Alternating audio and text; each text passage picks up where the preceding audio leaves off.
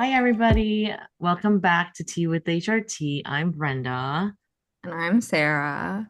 and today's episode is a really special one. It is our season one finale, our final episode of our very first season, and we couldn't have done it without none other than our CEO and founder of HR Transformed, Allyns.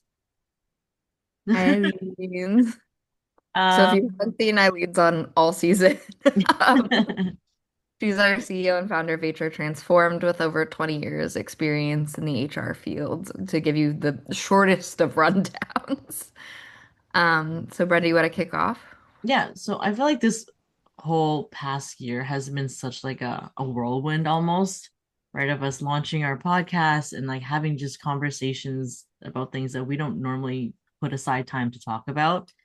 And it's just been amazing to see the whole podcast grow overall.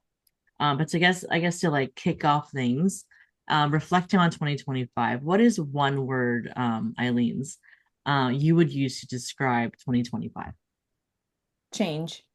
I Mm. think that it's a big topic that we've not only talked about in here almost every single podcast episode and how change is impacting us, but just the world and how quickly things change and how much that impacts the day-to-day of so many people that we work with, whether it's our clients' employees, the media. And so change is my word. Mm. I'm gonna go with growth. I think it's been a huge year, especially as somebody who came in July of 2024 with no HR experience and starting a podcast with Brenda talking about HR and like us talking about our experiences day to day. Like it's been a huge learning growth throughout all of it. I actually was going to say growth as well. I think we grew, but we also adapted, we experimented, and I feel like we just grew in so many different ways personally, but also like in our professional. I guess on that note, I kind of wanted to touch upon the workplace trends that we saw in the past year. The first one being the hybrid evolution, where it's like hybrid used to be just a solution, right? And Eileen's, you did a talk at SHRM about how hybrid is almost here to stay. Yeah, is there anything you want to kind of touch upon that? Yeah, I think that there is still a bit of a dilemma with employers offering that flexibility. I think the main message for me is, work is felt and output is felt, and you see results when people do their work. And so where they do it is up for grabs, like wherever it is, as long as they meet sort of the parameters of the job expectations. And women continue to be the folks that are in the workforce, but also have to handle all these responsibilities at home. And so that is still something that we continue to see in the workplace as a challenge. And that flexibility and that hybrid work environment, it really helps because you still get output, but you still are able to handle some things in your household at the same time. But I do think that the hybrid workforce in general is still something that people want. They do want that flexibility if they're not feeling well in the morning. I mean, I've talked to some women specifically that said, for my pregnancies, I don't know how you did it. How did you go into the city every single day? How did you work at your desk with contractions hours before you went to the hospital? And it was like the way of life. And so I like that there is an ability to cater to, your own persona and the things that you need to make yourself feel well enough to do your work. And then on top of it, I also encourage people like my son, who's 25, he gets to go into the office every day. And when there was an opportunity for him to be more hybrid than in the office, I said, take the office. Like, you need to hear conversations that are happening. You need to know how things play out in the workplace. And being able to have that visibility is so important too. So don't miss out, but also provide flexibility when it's necessarily needed and wanted by your staff. So hybrid, I think, is here to stay. And, just impose the work needs to get done. I need to feel your output, but also give them that opportunity to choose, what's important for me today. Mhm. I feel like hybrid is not like a policy conversation anymore. It's more like a culture conversation. Like, what is the culture like? And hybrid has become like a culture bit of it. So we talked a lot about leadership and emotional intelligence this year. What stood out for you the most? For me, there's still a lot of work to be done in terms of leaders understanding people and people understanding leaders. There are both sort of cyclical in the way that they need to understand each other. And so emotional intelligence kind of goes both ways. There is a lot of empathy that can be given to an organization, and that's harder to do than when leadership has to show that sort of empathy and understanding with their staff members. So it's a two-way street, and you should practice on understanding each other and asking questions and being curious. So I encourage that in the next year, that people do lead with curiosity appropriately and that they have empathy for what the other party is going through. Like put yourself in everybody else's shoes. I mean, mental health at work has been a huge thing. We've been seeing companies making space for mental health days, floating holidays, all of those things.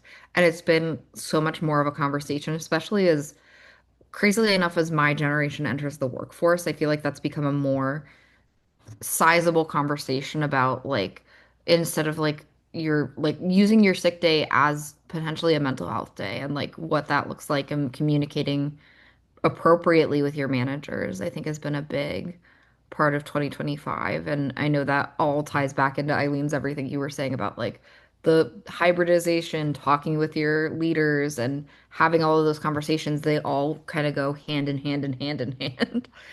Um, so I mean, have you felt growth as far as like understanding mental health in the workforce this year as far as your relations with it? Huh. My relations with it. I mean, I think from a personal standpoint, I love that LinkedIn makes it look like I'm having the best time of my life, but I have been in weekly therapy sessions for over 2 years plus, because things that go on in my personal life, I have a hard time not sort of exposing myself in the work environment, especially when I'm the CEO of a company. There's so much pressure that comes with that that really impacts your mental health, but also as an individual going through sort of mental health issues in my own life, and like not only just as the CEO of this growing small company, but also as an individual who's had a very, very tough 2 years plus recently. And I make space for therapy sessions, and businesses should understand that there is an opportunity for virtual therapy sessions and that they should allow employees that time and that space to handle that. Some people are okay with, a few times a month, and others need it at least every week. And so there are opportunities for employers to really lean into the opportunity to give them that time and that space to do that during the workday. I am definitely a huge proponent of in-person therapy sessions, but virtual has been as effective as it can be. I want to sort of talk about what managers feel their responsibility is around mental health. It is about finding them the resources and not solving the problem. I think I have come across a lot of employers and their managers who feel like they're the ones that have to come up with all these sort of like solutions and say, well, have you tried this? And have you tried that? And that's not your job, is not to diagnose, is not to give the prescription of what to do. And what you can do is you can share advice, you can share things that have worked for you, but when you kind of like cross the line into being like a medical professional, that's where you have to understand that it's not your responsibility to solve the problem. So always bring in HR, always understand that if you make an accommodation for someone and you haven't shared that with HR or other managers, then that can create an issue because not everyone's being given the same treatment or being treated fairly. So you have to decide what's considered resourceful versus prescriptive when it comes to handling mental health in the workplace. And also, label the day a mental health day or allow people to understand that their sick days are absolutely an opportunity to use those days, as well as some states have mandated disability. And I think that employers, specifically in New York and in California, may not understand that they can direct their employees to specifically look at disability options within their state because there are a sort of these opportunities to use that for mental health and mental health crisis. And so, if you didn't know before, you know now that you can absolutely explore that if your state has mandated disability benefits. And so, there's protections that come with that as well. And I think that's important for employees to understand. So, it is going to continue to be a big topic. And not that it wasn't ever before, we just didn't talk about it at work. So, now that we are talking about it at work, and now that we are leaning on each other to be a bit more empathetic and understanding, it's really important for us to understand resources versus solving the problem versus fairness, equitability across the board with everyone. I think we'd be remiss if we talked about 2025 and didn't mention AI, the big overlooming The theme year of of, AI. yeah, the year that it's really come into the workforce full swing. And I think 2025, at least from what I've seen, is the first year where businesses are starting to adapt and see like how much can we use it, how much should we use it is the big question I think has been asked. And a lot of people have been creating AI policies, which is HR is like awesome to see that we're starting to regulate and come up with solutions and Yeah, guidance for employees. for sure. Like even in recruiting, training, engagement, right? Like everyone's using AI for that. But I think the key, just like to hit on what you're saying, is the key is just balance, right? Using AI to enhance the human side of things and not replace it. And that was like, I think the main, like the big thing this year about AI is what everyone's trying to do. So before we jump into the future talk, Eileen's, is there any kind of moments this year that you want to reflect on in With the regards to trends and AI? everything. Right. Yeah. Yeah. Well, I mean, so big. We've wrote our first policy like a few years ago in AI, and that was so foreign to us and so scary. And so there's these three things that we can do to sort of approach it. We can be fearful, continuously be fearful. It changes every day. There's so many different things. We can be skeptics and we can decide, I don't know if it's going to work. I don't know. Let me ask questions. Or we can just anticipate the growth of AI, like all these other things that kind of grow and become more resourceful for us. So I want to shout out the HR Brew folks. I got this at their get together where I spoke about I AI. love it. Absolutely love it. So the folks at HR Brew had me on for this panel in October, and they had all of these wonderful speakers talking about AI, the future of AI, practical uses. And then I was grateful enough to be put on a panel with two amazing women, and we talked about AI and HR. And, really thinking about HR's use in AI, I think we should continue to be to kind of use it as a foundation for us to make things more efficient and but it does not remove our responsibility for compliance. And I think that's the hard part around AI and HR is that compliance is so heavy in what we do. We can't always use it for things like that. All right. Well, then looking ahead to 2026, since AI has been the defining trend of 2025, I would at least argue. What do you think the defining trend of 2026 is going to be? Well, I think that we're going to have more AI coworkers. I Mm. think that's going to happen. And I don't know how HR is going to manage HR issues with like this like robot coworker. So it's just me kind of thinking Jetsons, futuristic, like that kind of thing, like having housekeepers and things that are AI. Sometimes you walk into Stop and Shop and you see that your, resident Stop and Shopper is Marty, and he's just kind of floating through the supermarket. And I don't know what he's looking for. Is he looking to restock shelves? Like, I have no idea what he does, but he's so funny and he's so cute. But he can run over your toe. And who are you going to tell if he runs over your toe? He's supposed to stop. So I think that there's going to be a rise of like coworker issues and AI. I also think that there's going to be this sort of like be all and end all, like just use AI to do that. And our work is going to become a bit robotic and not emotional. But as long as humans are in the workforce, I'm reluctant enough to say that it's probably not going to replace us because then what are we going to do? But I really do think that we should be aware and take note of how it's changing. Again, that word change, how it's changing our lives for the better and lean into all the new ways that we can use it, especially in HR. Yeah. I think it'll be like a human connection in a digital first world is what everyone's kind of craving, right? They're craving that connection again, and even as tech advances. Um, all right. So our next thing that we wanted to touch upon is the future of fractional HR or fractional everything, right? Fractional HR, fractional marketing, finance. Companies are really realizing that they can scale smarter with fractional partners. Allyns, you've been saying that for a while that the future of HR is fractional, right? So what do you see coming in the next year for us or for just fractional business? I could remember back when I was a kid and I was sort of like doing HR stuff. I was in employee relations in middle school or in high school. And so I think that the future of HR is understanding that HR is at the core of your business. It's sort of in between getting the work done and not getting the work done when it comes to people. And so being in the center of that is definitely a great way to start the conversation around whether or not we need fractional. I do believe that there's such an advantage. Otherwise, I wouldn't be doing this as a career. I wouldn't have a company that focuses on this. There is such a place for somebody to go outside for HR. One, it helps with the neutrality of it all and the objectivity of it all.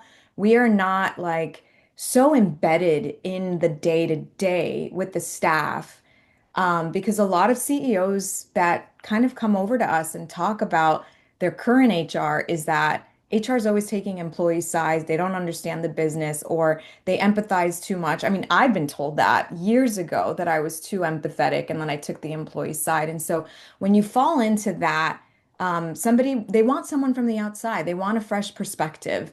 And so that's been an advantage for us is like really coming in and also seeing what other agencies or what other companies are struggling with too, and being able to bring that in. Because when you're in one organization, unless you're networking heavily and you're part of these groups, you won't really know what's happening at other companies. The other thing is that the overhead costs, like HR is always going to be an overhead cost. So companies always want to cut that down. They don't see the value of, these are just compliance people or, I'm never going to get caught. Well, yeah, you can be.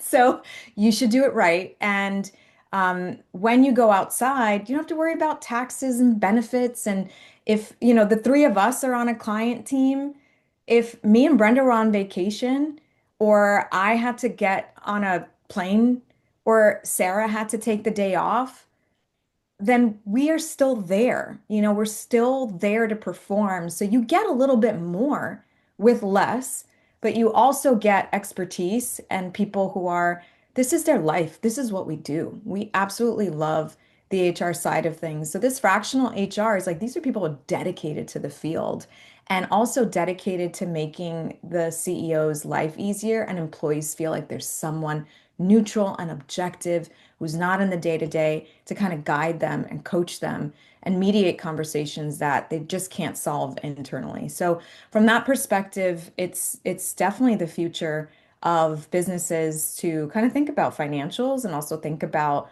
culture and think about what's again kind of fair and equitable and how to balance their staff. So same thing with like the chief operating officer fractional, right? Or the marketing, like fractional marketing. It's all in the same. If they're not at the core of your business services, then it makes sense to kind of look elsewhere.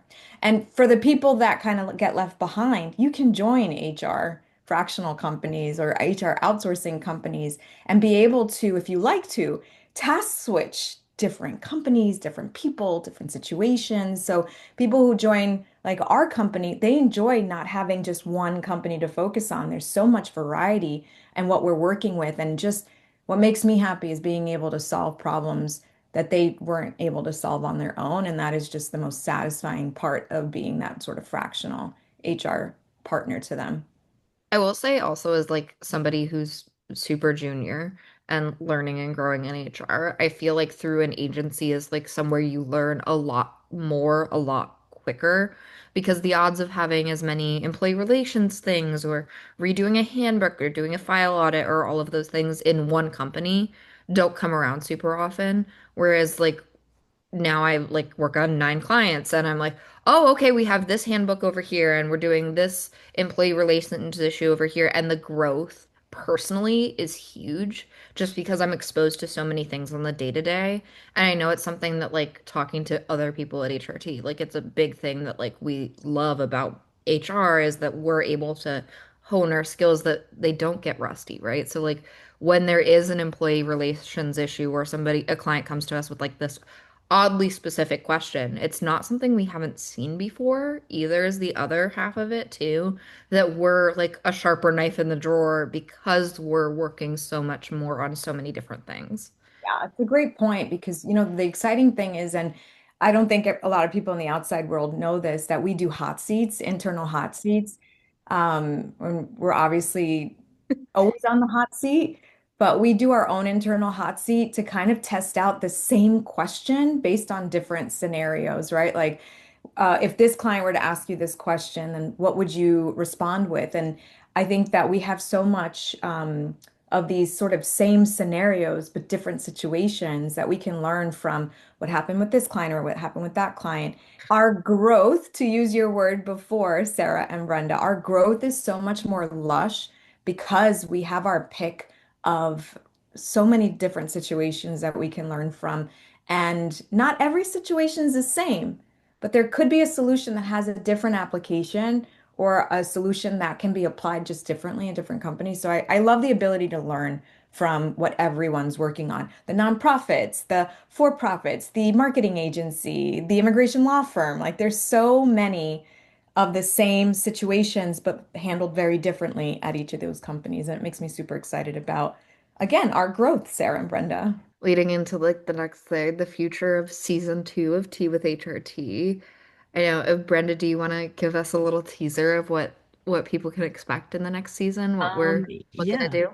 Yeah, so we are looking at new themes, definitely deeper conversations, and bringing on more guests to join us next year. We really want to get insight of people that are not just from HR Transformed. Super excited for all of that. Obviously, we'll still continue to explore leadership and culture and like evolving the workplace. But we're just gonna get even more real about what it means to build a people first kind of business and just to put people first, right? Because that's kind of our mantra on this podcast is just to be nice to everyone. You and I say it like every episode, the core Yeah. of like what the advice is always is like just like try to see other people as humans and like be a good person. At the end of the day, like there's so many times if you just like remove yourself from the situation, like the growth happens there. Yeah. All right, so to close, I just wanted to ask everybody to share like one human moment that you had from 2025. So like something that grounded you or something that inspired you. Um, Sarah, do you want to start? I'll go first. Sure. As Brenda and Eileen's know, about a month ago, I was horseback riding, fell off a horse, and broke my pelvis in two places, which was a really scary time. But I will say, like, it's been the biggest growth moment for me of like realigning and re-looking at things. Like, I personally was not like taking my life out of work seriously and focusing on like developing me as a person outside of that. And it forced me through like having to relearn how to walk to be like, these are things that I really need to focus on. And me being happy outside of work makes my work even better and makes what I do for my clients and makes like that's visible through what I do. And I think like as crazy as it is to be like, I'm grateful I broke my pelvis, but I am in the sense of like what that has allowed me to grow from and how that's allowed me to be so much more present in my day to day and present with like everyone around me. Amazing. For me, I kind of have two. Something that really grounded me was when we met up in New York. Like, I mean, we meet together every year, but I think every time we meet and we like brainstorm together and we do like we cook together, just being together, it really reminds me of how real that connection is. Right? Like we don't need to see each other every day, but when we do meet up, it's like we see each other every day. Like I don't know, like there was never like that time in between where we didn't see each other. I'm sure Gather has a lot to do with that and like how much we work together. But the other thing that I think inspired me the most all year was attending Vitali's talk at Sherm. I talked about it in another episode. I'll talk about it again. And it was just the art of perfectionism. It's yeah, it really taught me to reflect on my own life and like be where your feet are. Put your head where your feet are is what she says. And that's what I keep trying to remind myself. And I think I'm getting better at it. Yeah. Eileen's? So actually, the grounding moment for me is something that I tell my kids not to do, which is watch YouTube. But they were watching this one episode, and I was in the kitchen, and I think I was starting dinner one night, and I don't have a lot of opportunities to spend the weekday evenings with the boys because of work and a lot of things. Just trying to, grow our business and grow our people, and do the same for other businesses. So they were watching this YouTube episode, and the person that they were talking to, he was like a workaholic, like, was working. And then it like flips to this like cartoon version of him in a hospital room with like all these tubes attached to him. And, if you know me, my work ethic is ridiculous. Like I work as soon as I wake up, I work as soon as I go to bed. Like I wake up in the middle of the night. Like I won't stop and I actually enjoy it, but that's not what I should be enjoying. And so that was sort of a grounding moment for me because I was starting to neglect exercise. I was starting to neglect, those touch and go moments with my kids. And I was forgetting to ask for help from either people internally at HR Transformed and just kind of taking things on my own, or as much as I didn't want to ask my family for more help on basically helping raise my kids or, spending that time with them so I can go to a client meeting or a trip. I have to ask for help at work. I have to ask for help from my family. I have to kind of slow down and say, I need to take care of me first. And so I am going to be doing that a little bit more and trying to, I don't want to feel so bad to say no to things and saying yes to other things. But I want to be smarter in 2026 to say yes to the right things and say no to the right things as well. So it was a grounding moment because I hate YouTube for them, right? Because they're, the younger ones are 10 and 12. And but that was an impactful moment for me. I was like, right, right, that's me. That person on the screen is me. And my kids are just watching this spoofy thing. And I'm like, now this is me. I need to change. Very deep. Yeah. Yeah. Yeah. I mean, I think culture drives us to be such workaholics just as a growth tool too. And it's something that's highlighted a lot of the time. Like people list it as a positive, but we never really talk about the other half of what that costs, I think, is the other half of that. So I think like as we wind down and we get to the part where people are forced to take a rest for a Yeah. lot of us. So we're regardless of however you celebrate, for everyone here at HRT and Tea with HRT, we want to wish you a happy, restful, and holiday season for however you celebrate. And please slow down, reflect and recharge and use that time to focus and be present. And I think that's the thing, if you listen to what Brenda, Eileen's, and I have all said, is just being present is something that's so key and so key to your growth and development. And also, like, you're a better person all around when you're rested and like happier and in that mind space. So I have to before tell we, you, yeah, food also tastes way better when you cook it, when you're not in a rush Yeah. and you're sharing your love. I Yeah. remember one time the boys were like, this doesn't taste like it usually does. And I'm like, oh, because I totally wasn't in it. I was just cooking it and it wasn't there. And that's what they kind of helped me slow down and think of like, wow, my food tastes better when I give it that love and attention. So, and I was just thinking about Thanksgiving being my favorite holiday because everyone gets Oh, cook and hang out and listen to music and taste each other's food. So I'm really thankful for all of you. I'm thankful for all our listeners. I'm thankful for our future of this podcast, but most of all, thankful for, everyone having that care and concern for other people to be part of this HR community and be helpful. yeah. I think this is a good place to cheers to Brenda, 2026. we did at the day you Oh, cut my favorite sorry. question of every Sorry. podcast. Sorry. Sorry.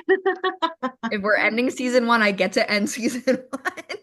You're gonna end it So, right. Brenda, since you wanted to cut it so short, what are you drinking? I'm drinking my iced matcha latte. Eileen's, what are you up to? All the same decaf coffee with my caramel creamer, this time in my sister's cup. My older sister sent Oh, me this cup. It has a chip in it. So, but it means a lot to me. So I want to end this episode with a big hug for my bigger sister. Oh, that's so cute. and Sarah, what are Um, you drinking? it's officially switched to holiday season. I have a warm drink. I know this is like not me, Whoa.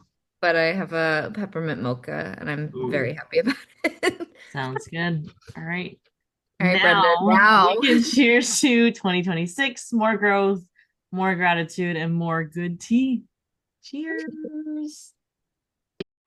Thanks for sharing a cup with us today on Tea with HRT. We hope today's episode brought you some laughs, fresh insight, and practical takeaways you can use. If you enjoyed this blend of conversation, be sure to subscribe, leave a review, and share it with someone who could use a little extra warmth in their workday. Follow us on Instagram and send your thoughts or topic suggestions to tea at hrtransform.com. We'd love to hear from you. Until next time, keep your mug full, your spirit warm, and your conversations brewing. This is Tea with HRT, where work meets warmth.